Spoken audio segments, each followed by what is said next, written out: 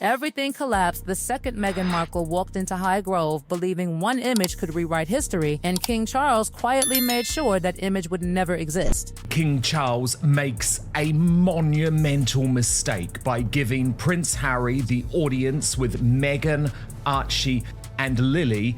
The back and forth has been absolutely insane. Yes, I'm coming. Yes, I'm bringing Meghan and the kids. Just kidding, I'm not. Security's too intense. Yes, I'm staying at Buckingham Palace. No, he's not staying at Buckingham Palace. And who's the person enabling all of this?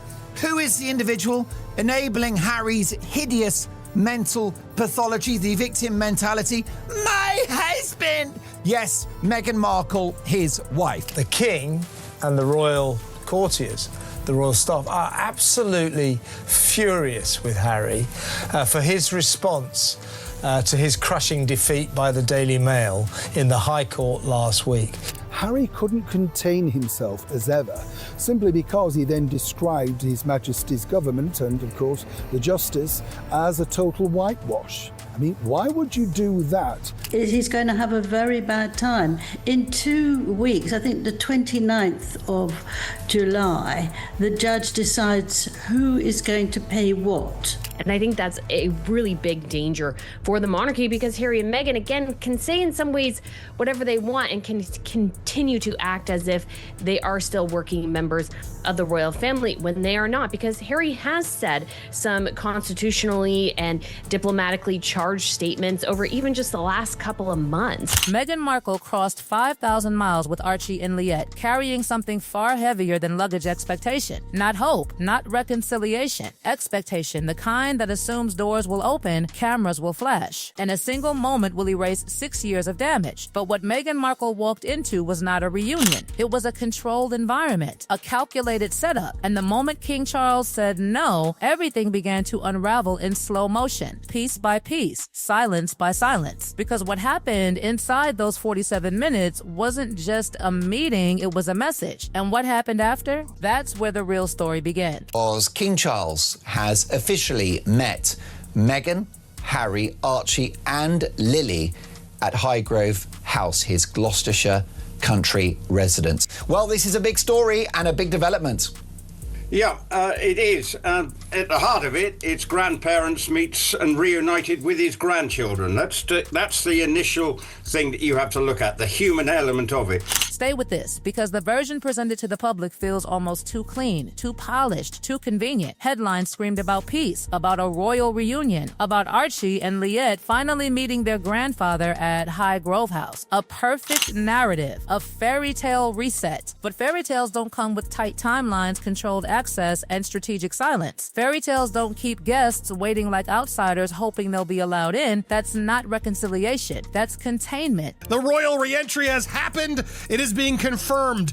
Prince Archie, Princess Elizabeth, and Meghan are reuniting with their grandfather, King Charles, for the first time in 4 years. People's reporting. The long-awaited reunion with their grandfather.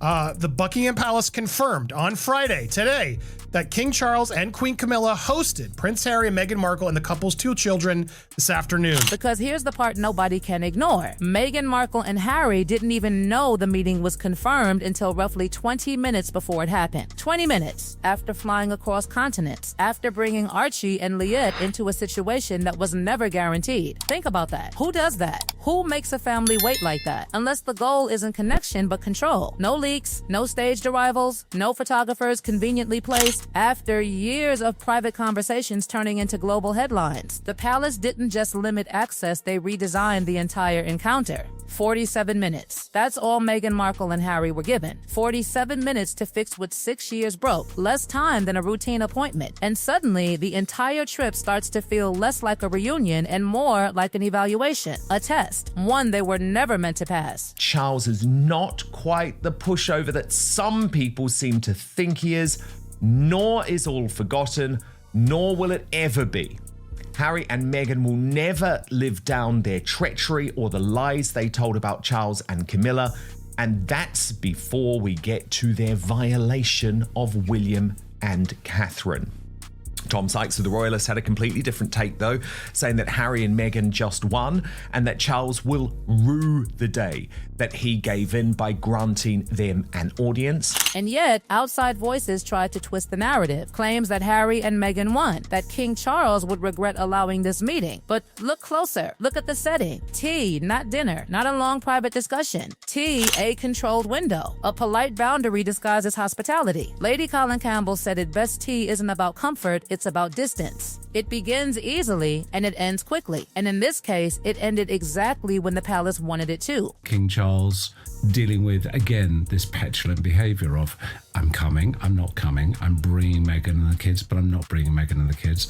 I mean, you and I, the last time we spoke, I think we were both pretty convinced that Meghan wasn't going to be coming. And if you look at the cost of Invictus, the security, that the investment in security for Harry and Meghan at every Invictus event, the cost is unbelievable. Yeah. Before Meghan Markle even stepped onto that property, Harry had already laid out demands, where he wanted to stay, how the visit should unfold, what conditions needed to be met. Every single one quietly declined. Buckingham Palace? No. Timing? Controlled by the palace. Expectations?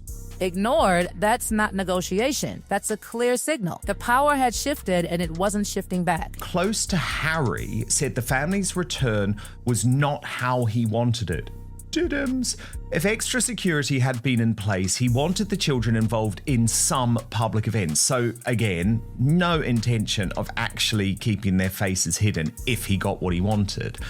Harry will return to the UK in September, and with one family reunion under his belt, another in the autumn has not been ruled out by either side. And then comes the detail that changes everything. Meghan Markle didn't just want a meeting. Meghan Markle wanted something far more valuable, something that could be shared, circulated, monetized, and remembered. A photograph. One single image standing beside King Charles with Archie and Liette. That was the real objective. Not tea, not forgiveness. Proof. Because Meghan Markle understands something most people overlook. In today's world, an image is power. One smiling photograph with the monarch could have reset the narrative overnight. Headlines would change. Perceptions would shift. Suddenly, Meghan Markle and Harry wouldn't look like outsiders, they'd look connected again, relevant again, but the palace saw it coming. No cameras, no official images, no smiling release, nothing, and that silence, that absence, that's louder than any statement King Charles could have made. Now ask the question that nobody wants to answer. If this was truly about family, why control every second? Why limit every detail? Why deny the one thing Meghan Markle came for? Because this was never about rebuilding trust. It was about proving it didn't exist anymore. And just when it seemed like the tension couldn't get tighter, someone else walked into that room. Someone whose presence changed the entire dynamic without saying a word.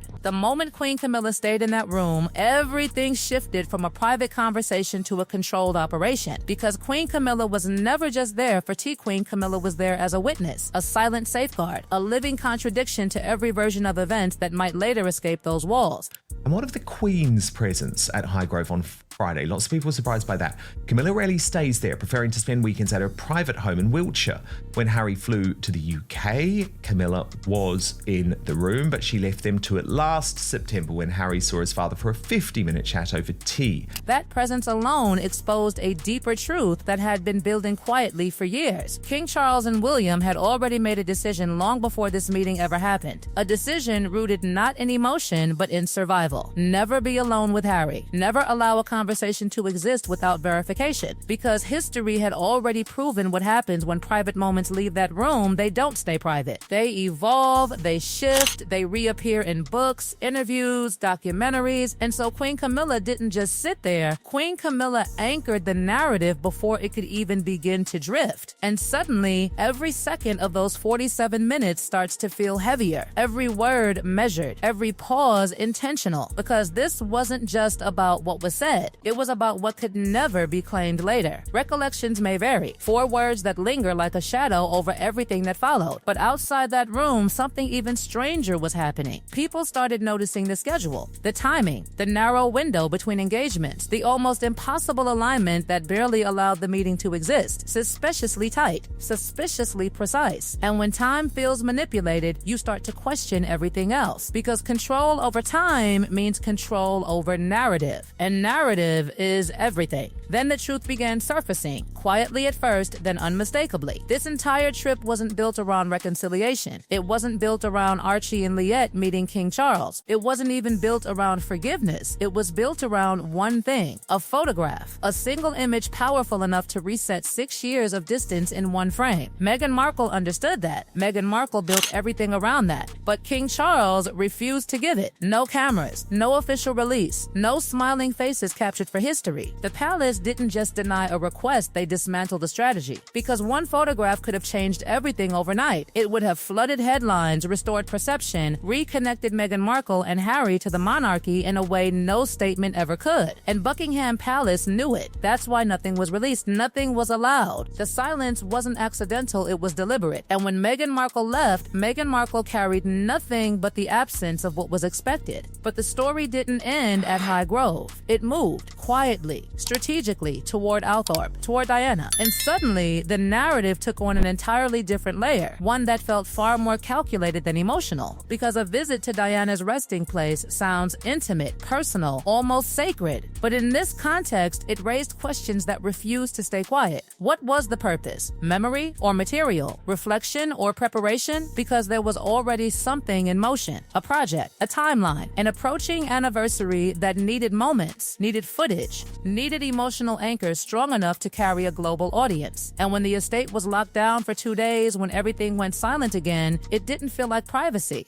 It felt like control. The same pattern, the same strategy. Silence now, revelation later. And then came the shift no one could ignore. Just days before this entire sequence, Prince Harry had suffered a devastating legal defeat, a collapse that didn't just end the case, it exposed a vulnerability. 97 allegations dismissed, years of effort erased in a single ruling. And instead of silence, instead of reflection, Prince Harry responded with something far more dangerous: accusation, publicly challenging the very system tied directly to King Charles, the King's courts, the King's authority, the King's name. And suddenly, the Highgrove meeting looks different. Because what happens when pressure builds? When legal defeat collides with financial strain, with public perception, with a narrative slipping out of control, you look for leverage, you look for connection, you look for something that can stabilize everything. And what stronger symbol exists than standing beside King Charles? But that symbol never came. No photograph, no endorsement, no visible restoration, just a controlled meeting, a silent departure, and a narrative that refused to reset. Meanwhile, William remained exactly where William had always been: silent, unmoved, watching the entire situation unfold without stepping in. And that silence? That's not absence, that's strategy. Because while one side pushed for visibility, the other maintained distance. While one side chased moments, the other protected the institution. And the contrast became impossible to ignore, because this wasn't just about one meeting. It wasn't just about one refusal. It was about a pattern revealing itself in real time. One side still searching for relevance, the other deciding exactly how much access remains. And here's the part that refuses to settle. This wasn't the end, because September is already waiting. Another return already hinted. Another moment where the stakes will be even higher, the expectations even sharper, the strategy even more precise. And if one photograph was denied this time, what happens when the next opportunity arrives on a much bigger stage?